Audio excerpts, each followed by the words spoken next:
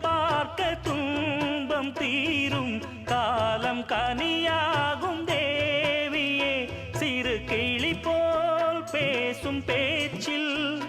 என்னை மறந்தேன் நானம்மா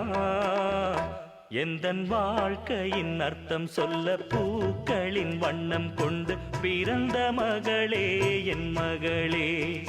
நான் வாழ்ந்தது கொஞ்சம் அந்த வாசத்தில் வந்துதித்து உயிரில் கலந்தா என் உயிரே உன் பூவிழி குறுநகை அதில் 1000 கவிதை